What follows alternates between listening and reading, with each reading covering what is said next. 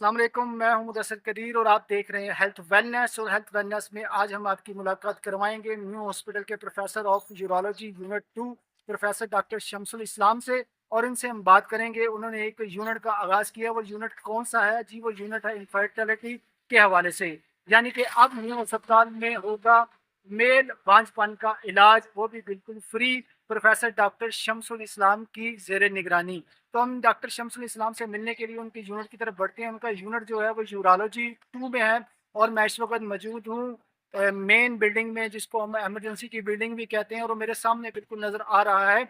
Outdoor outdoor के साथ ही जो है ना एक रास्ता जाता है, वो रास्ता बिल्कुल जाएगा उधर यूरोलॉजी वार्ड की तरफ। और हम दाखिल होंगे यूरोलॉजी वार्ड नंबर 2 में, जिसके इंचार्ज हैं प्रोफेसर डॉक्टर शमसुल इस्लाम। और उनसे हम बात करेंगे इनफर्टिलिटी क्लिनिक के हवाले से कि मर्दाना बांझपन का इलाज जो है वो कैसे और क्यों ज़रूरी है, और क्या क्या जो है ना उसके मावन और मददगार हो सकती हैं ऐसी चीज़ें जिनमें रेडियोलॉजी भी के आते हैं, टेस्ट आते हैं और खून के टेस्ट भी आते हैं। तो हम मिलते हैं और मुलाकात करते हैं और जानने की कोशिश करते हैं प्रोफेसर डॉक्टर शमसुल इस्लाम से मर्दाना बांझपन के इलाज के हवाले से। तो मेरे साथ ही आ गया हूँ इस वक्त उस एरिया में, जो एरिया मुझे लेकर जाएगा यूरोलॉजी सेंटर की तरफ, जहाँ पर यूनिट 1 रास्ता नजर आ रहा है जिस पर लिखा हुआ है शुबा इमराज निशाना और गुर्दा। और साथ ही ऊपर को रास्ता जा रहा है, जिस रास्ते को चढ़कर हम ऊपर प्रोफेसर डॉक्टर शमसुल इस्लाम साहब से मिलेंगे और उनसे गुफ्तगू करेंगे मर्दाना बांझपन के हवाले से। उन्होंने क्लिनिक कायम किया है तो उसके वराज मकासद क्या हैं। तो मेरे साथ सारा कमरा है जी, यूनिट 2 का यूनिट 2 के हेड है, जिनके तहत फर्टिलिटी क्लिनिक जो है वो चल रहा है। अभी हम डॉक्टर साहब के पास अंदर चलते हैं। अस्सलाम वालेकुम सर, क्या हाल है? आप ठीक ठाक हैं सर? भाई कैसे हैं? बस अल्लाह का करम सर, ठीक ठीक है। ठाक। आज हमने आपको पकड़ लिया है जी आपके वार्ड में और आपके रूम में। आज हमने आपसे बात करनी है इनफर्टिलिटी क्लिनिक के हवाले से। तो आपसे हमारी जो है ना मुफस्सल बातचीत रहेगी। तो हम चाहेंगे कि आप लोगों में इनफर्टिलिटी क्लिनिक जो है ना उस हवाले से आगाही पैदा करें। श्योर। आ जाइए, उधर बैठते हैं। उधर बैठते हैं सर, आ जाइए उधर बैठे। बोले। ये चलते चलते डॉक्टर साहब बताई जाएगा हमें साथ साथ कि आपको ये इनफर्टिलिटी क्लिनिक बनाने का जो आइडिया है, इस क्लिनिक को स्टैब्लिश करने का जो आइडिया है वो कहाँ से आया, और आपने इस तरफ कैसे जो है ना आप आए कि एक इनफर्टिलिटी क्लिनिक को बनाया जाए। असल में ये जो सेक्स एंड इनफर्टिलिटी तो बाद में आती है, जी पहले जी नंबर पे सेक्सुअल हेल्थ आती है, और पर्टिकुलरली मर्दों में जी जी मेल सेक्सुअल हेल्थ। हम जब बड़े हो रहे होते हैं ना, 8वीं 9वीं क्लास में जब हम होते हैं, आप लोगों ने भी नोट ही किया होगा, जी जी पर्टिकुलरली हमारे दौर में दीवारों पे जगह जगह पे लिखा होता है कि मर्दाना कमजोरी, फलाना हकीम, होम्योपैथ, ये सारा। तो उस वक़्त चूँकि लड़कपन की उम्र होती है, हमें गाइडलाइन कोई नहीं मिलती, और दूसरा हमारा कल्चर और रिलीजन हमें थोड़ा रेस्ट्रिक्ट करता है। इस तरह की बातें अपने इर्द-गिर्द अच्छे लोगों से डिस्कस करने में, फैमिली में डिस्कस करने से रेस्ट्रिक्शन फ़ील की जाती है बहुत ज़्यादा। ये डायलेमा है। हाँ, ये डायलेमा है, तो जिसकी वज़ह से वो उस उम्र में जिस बच्चे को जो डायरेक्शन नज़र आती है, वो उसी डायरेक्शन में चलना शुरू हो जाता है। जी क्योंकि ये सेक्स एक ऐसी प्राइवेट बात है ना, ऐसी प्राइवेट बंदा बंदा के हर किसी से बंदा ना कर सकता है और ना डिस्कस की जा सकती है। बिल्कुल ठीक। तो वो अंदर ही अंदर ये चीज़ें उसको जो गाइडलाइन जहाँ मिलती है, वो जो सुनता है, जो उसके अपने ऊपर एप्लीकेबल हो रही होती चीज़ें उस वक़्त, उसी गाइडलाइन में चला जाता है। तो उसमें सबसे ज़्यादा जो बेड़ा गर्क किया हुआ है इस वक़्त सोसाइटी में, ये जो सीना बसीना हकीम लोग हैं, जी सीना बसीना की मैं बात कर रहा हूँ, जो पढ़े लिखे तबीब लोग हैं वो इसमें शामिल नहीं है।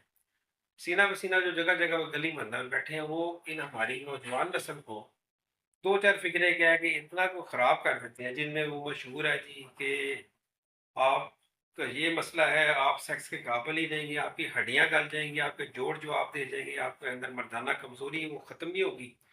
तो ये बातें वो बातें हैं जो हमारी नौजवान नस्ल के दिमाग में, ब्रेन में उस वक्त बैठा दी जाती हैं, और यही बातें वो बंदा लेके 80 to 90% जो बच्चे हैं वो साइकोलॉजिकली अपने आप को सेक्सुअली वीक समझना, या उनके अंदर को समझते हैं कि हमें प्रॉब्लम होना शुरू हो गया है। तो ये बातें, दूसरी बातें जो इम्पोर्टेंट है वो ये है कि आजकल के दौर में जब ये मीडिया और अपना हर बंदे की पॉकेट में मोबाइल है, नेट अवेलेबल है, आजकल के दौर में इंटरनेशनल मीडिया ने जो पर्टिकुलरली मुस्लिम लोगों के लिए जो पॉर्न वीडियोस हैं, जो ब्लूप्रिंट की जो वीडियो ये फ्रीली अवेलेबल है। तो हमारी नौजवान नस्ल के बच्चे जब वो देखते हैं, तो वो देख के वो उनके अंदर और ज़्यादा एम्बिशन, डिज़ायर पैदा होता है जी, बिल्कुल। कि यार ये लोग कैसे कर रहे हैं और हम कैसे कर रहे हैं। हालाँकि हमारे ऊपर रिलीजियस और सोसाइटी की रिस्ट्रिक्शंस हैं, वरना हमारे इस्लाम में तो हुज़ूर अकरम सल्लल्लाहु अलैहि वसल्लम का फरमान है कि जब बच्चा-बच्ची बालिग हो जाए, तो उनकी शादी कर दें, इसमें डिले ना करें। उसकी मेन रीज़न ही ये है कि ना बच्चे इस बारे में सोचें और ना इसमें उनके अंदर कोई खराबी पैदा होने की सूरत सामने नज़र आए।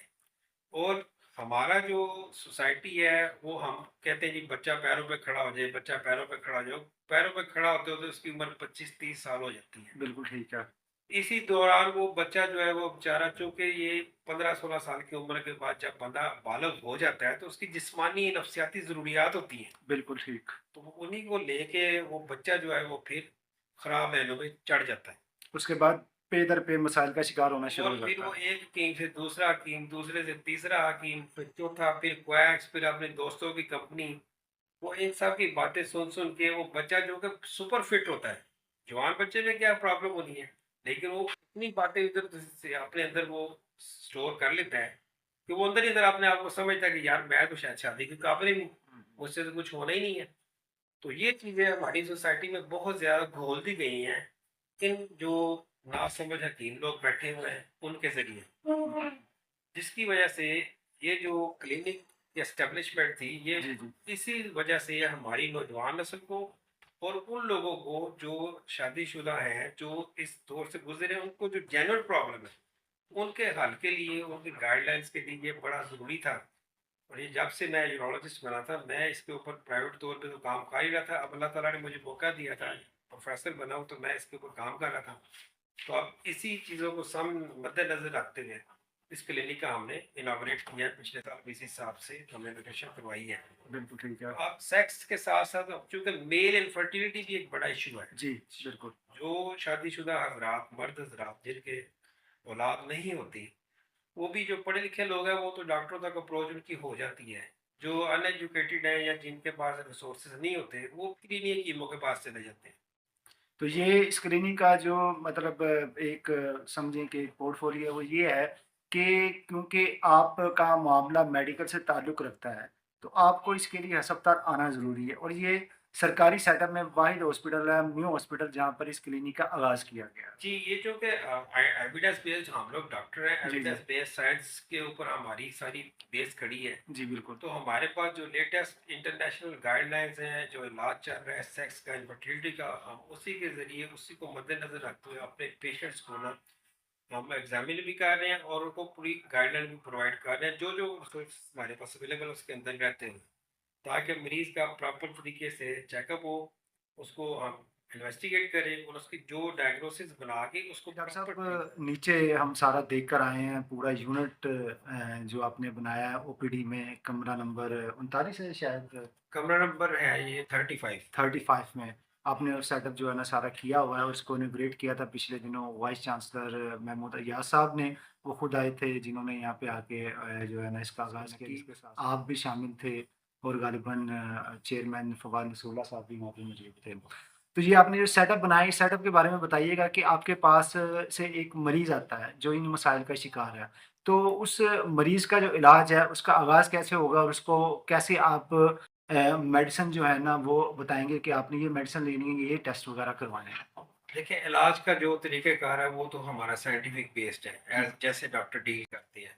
एक तो हमने अभी आपको मैंने नीचे दिखाया भी है कि पूरा हमने सेटअप एस्टेब्लिश हुआ है और उसको मज़ीद इम्प्रूव भी कर रहे हैं। जी, जिसमें सबसे ज़्यादा ज़रूरी जो चीज़ है वो पेशेंट की प्राइवेसी है, बिल्कुल ठीक कि है। इस तरह के पेशेंट ने जब आके हमारे से बात करनी है उसको टोटल प्राइवेसी चाहिए। तो उसके लिए हमने अपना एक ओपीडी रूम का एक केबिन फिक्स कर दिया है, जिसमें मैं खुद, मेरी कंसल्टेंट आई टीम जो ट्रेनी डॉक्टर होते हैं वो खुद उधर बैठते हैं। हुँ, हुँ। और उसमें सबसे ज़्यादा जो चीज़ है वो प्राइवेसी है। हम मरीज़ को पूरा माहौल प्रोवाइड करते हैं कि वो अपने अंदर की सारी बात हमारे साथ शेयर करें, क्योंकि ये इशू ऐसा है कि जब तक मरीज़ डिस्कस नहीं करता हम इसका आगे नहीं चल सकते। इसे हमारी ज़ुबान में हिस्ट्री लेना कहते हैं। एक ठीक है। कंप्लीट डिटेल हमने हिस्ट्री लेनी होती है, उसमें पेशेंट के सेक्स से मुतल्लिक और जनरल बॉडी हेल्थ प्लस के जो सोशल सर्कमस्टांसेस है वो भी इसमें शामिल है।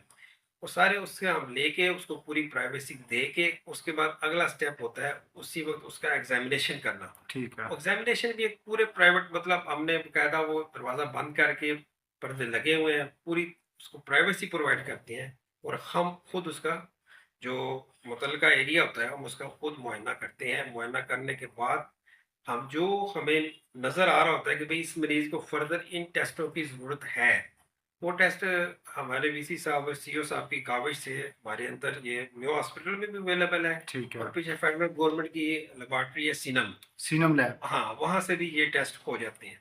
तो अकॉर्डिंगली हम वो टेस्ट पेशेंट को एडवाइस कर देते हैं। तो फिर फ़ॉलो-अप पे हर पेशेंट को हमने रजिस्टर किया हुआ है। मैंने आपको नीचे रजिस्टर भी दिखाया है। जी, जी, जी, हर बिल्कुल। पेशेंट जो आता है उसको हम बाकायदा रजिस्टर करते हैं, उसको एक रजिस्टर में पेज नंबर दिया जाता है, ताकि जब वो फ़ॉलो-अप पे है तो हम उसी पेज पे जाके उसका फ़ॉलो-अप लिखें और अपने ट्रीटमेंट का भी देखें कि हमारे ट्रीटमेंट का मरीज़ को कितना फ़ायदा हुआ है और फिर उस हिसाब से हमने ट्रीटमेंट को चेंज करना है या फर्दर को इन्वेस्टिगेट करना है या further co operative procedure counsel करते हैं, भी आगे आपका इस तरह चलना है। अच्छा डॉक्टर साहब, जैसे जो है उत्बा के पास जाते हैं तो उसे सिर्फ़ मेडिसिन दे देता है। वो चेक ही नहीं करता, उसके जो है ना वो मतलब सीमेंस प्रॉब्लम आ रही है या कुछ और मसला आ रहा है, वो चेक नहीं करता। आपने एक कहा कि टेस्ट वगैरह भी होंगे। अच्छा, कुछ टेस्ट तो आपने बता दिए सीनम के टेस्ट तो ज़ाहिर-सी बात है एक महँगा प्रोसीजर है, क्योंकि वो महँगे करते हैं। कुछ आपने बताया कि हॉस्पिटल के अंदर भी हो रहे हैं। तो बताइएगा कि टेस्टों के बाद तशख़ीस जो है वो मुकम्मल हो जाती है कि या जैसे उत्बा अपना तरीक़ाकार इख्तियार करते हैं, हुक्मा जो है वो अपना तरीक़ाकार इख्तियार करते हैं, वो बेहतर है? देखें जो 50% केसेस का तो हम हिस्ट्री एग्जामिनेशन और जो एक बुनियादी टेस्ट है मर्दों का इनफर्टिलिटी के हिसाब से जिसे सीमन एनालिसिस कहते हैं, जी। उसी में 50% का हमें पता चल जाता है भी इसमें ये प्रॉब्लम चल रही है तो हम उसको ट्रीटमेंट दे देते हैं। बाकी जो रहते हैं उसमें हमारी जो इनिशियल इन्वेस्टिगेशन है वो ब्लड इन्वेस्टिगेशन से स्टार्ट होती है। ब्लड इन्वेस्टिगेशन हमारी मेयो की लेबॉर्टरी में भी अवेलेबल है, सीनम की लेबॉर्टरी से भी अवेलेबल है। और दूसरा हमें जो बेसिक चीज़ चाहिए होता है, एक मुतल्लिका एरिया का अल्ट्रासाउंड होता है, वो ठीक है, हमारा रेडियोलॉजी डिपार्टमेंट में इजीली अवेलेबल है। ठीक है, तो वो ऑलमोस्ट फ्री ऑफ कॉस्ट होते हैं। तो ये टेस्ट होने के बाद फर्दर जो अल्ट्रा फाइन टेस्ट हैं उसके लिए हम इंशाल्लाह कोशिश कर रहे हैं कि हम मेयो के अंदर ही उनकी इधर करके सारी एस्टेब्लिश जो अल्ट्रा फाइन टेस्ट है मेयो के अंदर ही हम वो भी सारे के सारे करें, हुँ, ताकि हुँ। मरीज को हमें बाहर रेफर ना करना पड़े टेस्टों के लिए, क्योंकि बाहर तो ये टेस्ट बहुत कॉस्टली है। बिल्कुल सही है। इंशाल्लाह अगले 1 से 2 महीने में हम पूरी कोशिश करेंगे कि जो ऐसे टेस्ट जो कीमती हैं वो हम मेयो हॉस्पिटल के सेटअप के अंदर ही अंदर करवा लें। उनको करें ठीक है, और मरीजों का ताकि फ्री ऑफ कॉस्ट इसमें इलाज हो सके। तो आगे ऐसा-ऐसा चूँकि ये अभी हमने अभी जस्ट एस्टेब्लिश ही किया है, हमारा पहला महीना चल रहा है। इंशाल्लाह 2 से 3 महीने के अंदर इसमें वाज़ेह इम्प्रूवमेंट नज़र आएगी। हम सीईओ साहब और वीसी साहब को भी ऑन बोर्ड हमने लिया हुआ है। उनकी रहनुमाई में और उनके तावन के साथ इंशाल्लाह हम इसमें आगे प्रोसीड करेंगे। मेरी मरीज़ों से बहरहाल यही रिक्वेस्ट है कि बजाय अतीबा के पास, उन हकीमों के पास जाने के बजाय जो आपको सिर्फ़ सीना ब सीना उनको पता है भई ये दवाई देनी है, वो दवाई जो है कम से कम 40 टू 50% जो मरीज़ हैं, जो वो दवाइयाँ इस्तेमाल करते हैं, वो गुर्दे के फेलियर के साथ आते हैं। बिल्कुल ठीक है। और उनमें से आप कभी भी चले जाएँ, किसी भी डायलिसिस रूम में चले जाएँ, डायलिसिस सेंटर में चले जाएँ, आपको 10 से 20 मरीज़ हर वक़्त मिलेंगे, जो हकीमों की दवाइयाँ खा के गुर्दे फेल करा के आते हैं। तो इसलिए हमारी मेरी रिक्वेस्ट है तमाम ऐसे मरीज़ों से, जो मर्दों से जो सेक्सुअली या अपनी औलाद के हवाले से, बांझपन के हवाले से परेशान हैं, वो एक दफ़ा हमारे क्लिनिक ज़रूर आएँ। तो अगर उनको हमारे क्लिनिक पे आके कोई प्रॉब्लम होती है तो डायरेक्ट मुझे बताएं, इंशाल्लाह वो प्रॉब्लम भी हल करेंगे और उनको पूरी प्राइवेसी के साथ इलाज और मुआवजे की पूरी सहूलत दी जाएगी। और बाकी अल्लाह हमारा मददगार रहे, अल्लाह ताला की मदद फराहम रही है, हमारे फिक्स है। ठीक है। फिलहाल हम इसको कर रहे हैं मंगल और जुमे वाले दिन, मंगल और जुम्मे को। मंगल और जुमा। और रूम नंबर है 35, ठीक है। OPD Mayo hospital. हुँ, तो उधर ही हम कर रहे हैं। उधर चूँकि मैं एज़ ए प्रोफ़ेसर एचओडी अपने यूनिट का उधर ही मैं बैठता हूँ। तो उधर मेरा अपना केबिन है जहाँ ये जो प्राइवेट मरीज़ हैं ना ये वाले, इनको हम टोटल प्राइवेसी में देखते हैं। इन द मीनवाइल हमारे साथ ओपीडी पैरेलल चल रही होती है, जो गुर्दे मसाने के बाकी मरीज़ों को डील कर रही होती है। ठीक है। उधर बाकी मरीज़ों की अगर कंसल्टेशन की ज़रूरत पड़े तो मेरी जो टीम है, मेरे जो असिस्टेंट प्रोफ़ेसर, एसोसिएट प्रोफ़ेसर, एसआर्स हैं, वो उसी वक़्त मुझसे मशवरा कर लेती है। नीचे अवेलेबल होता हूँ मैं। अच्छा डॉक्टर साहब, पिछले कुछ अरसे से इस इनफर्टिलिटी के हवाले से कोई मेडिसिन भी जो है ना ग्रैब मंज़ूर नहीं कर रही थी। अब बड़ी मुश्किल से उन्होंने एक जो है ना पिछले दिनों एक अद्विया जो है दवाई जो है उसको अप्रूव किया है, जो साइलस के नाम से स्मगल होके मिलती है। वो उसका साल्ट आई थिंक सो रेमाडोल है क्या है? ट्रामाडोल है शायद इस तरह का कोई है। जी, आप बिल्कुल ठीक बात कर रहे हैं। असल में पहले भी ये दवाइयाँ जो है ना, ये मार्केट में ब्लैक होके जी, बिक रही बिल्कुल, थी। बिल्कुल। इंडिया की या अमेरिका से ये मैं आती थी, अमेरिका, इंग्लैंड, मुख्तलिफ मुल्कों की ये दवाइयाँ मार्केट में ब्लैक होके अवेलेबल थी। इस दवाई का बेसिक रोल जो है वो सेक्स इम्प्रूवमेंट में है, मेल की सेक्सुअल इम्प्रूवमेंट के लिए है। ये बेसिकली इसका इनफर्टिलिटी से किसी हद तक ताल्लुक है, ठीक है। टोटल ताल्लुक नहीं इनफर्टिलिटी से। इनफर्टिलिटी का ताल्लुक तो मुख्तलिफ चीज़ों से है, वो जब हम हिस्ट्री एग्जामिनेशन करते हैं तो उसमें हमें पता चलता है। ये जो जिस दवाई की आप बात कर रहे हैं इसे सिल्डेनाफिल कहते हैं। वैगरा के नाम से पहले आती थी, लेकिन अब ये रैप ने मंजूर कर दी है, इसकी अप्रूवल दे दी है, तो हुँ, मुख्तलिफ कंपनी ने इसको लॉन्च भी कर दिया है। जी, जी। तो ये डिफरेंट प्राइसेस में अवेलेबल है, लेकिन ये वो मेडिसिन है जो किसी भी बंदे को बाखुद खुद ब खुद, यानी बगैर डॉक्टर की प्रेस्क्रिप्शन के, डॉक्टर मशवरे से नहीं लेनी चाहिए। क्योंकि ये वो दवाइयाँ जो खून की सर्कुलेशन बढ़ाती हैं। तो ऐसे मरीज जिनको दिल का मसला हो, जिनको शुगर का मसला हो, जिनको नर्वस सिस्टम का मसला हो, वहाँ ये क्राइसिस क्रिएट करके नस फट सकती है, दिल का अटैक हो सकता है, फालज हो सकते हैं। तो इसलिए ये दवाइयाँ, क्योंकि पाकिस्तान में इतना वो प्रेस्क्रिप्शन बेस्ड माहौल नहीं है कि वो आपको मार्केट से भी ये मिल जाती हैं बगैर प्रेस्क्रिप्शन के। तो मेरी तमाम लोगों से ये रिक्वेस्ट है, ये अपील है कि इस किस्म की दवाइयाँ भी वो प्लीज़ डॉक्टर की एडवाइस के बगैर इस्तेमाल ना करें, क्योंकि इनके साइड इफेक्ट बहुत ज़्यादा है। अगर हो जाए तो आपको इमीडिएटली विद इन 12 आवर्स आपको जाके वो चीज़ें बाज़ को तो ऑपरेशन करनी पड़ जाती हैं, और जो आपके जो मर्दाना नाजुक अज़ा हैं उसको ऑपरेट करना पड़ सकता है। ओह! और उसके जो फिर डिटेल्ड कॉन्सिक्वेंसेस, लेट कॉन्सिक्वेंसेस होते हैं, वो आपकी इनफर्टिलिटी और हमेशा के लिए सेक्स से आपका जो है ना वो छुट्टी हो जाती है। इस तरह के मामला भी इस दवाइयों से हो जाते हैं। तो इन दवाइयों का यूज़ भी डॉक्टर की एडवाइस के बगैर नहीं करना चाहिए, और मेरी रिक्वेस्ट है कि आप लोग बिल्कुल ऐसा ना करें। ऐसा करने से आप बहुत ज़्यादा नुकसान में जा सकते हैं। प्रोफ़ेसर डॉक्टर शम्सुल इस्लाम आपका बहुत-बहुत शुक्रिया कि आप ने बड़ी मुफ़स्सल अगाई के हवाले से गुफ्तगू की। मैं आपका एक मरतबा फिर शुक्रिया अदा करता हूँ। चलो, बहुत शुक्रिया। God bless. और इसी के साथ ही अपने मेज़बान मुदस्सिर कदीर को दीजिए इजाज़त। फ़ी अमान अल्लाह।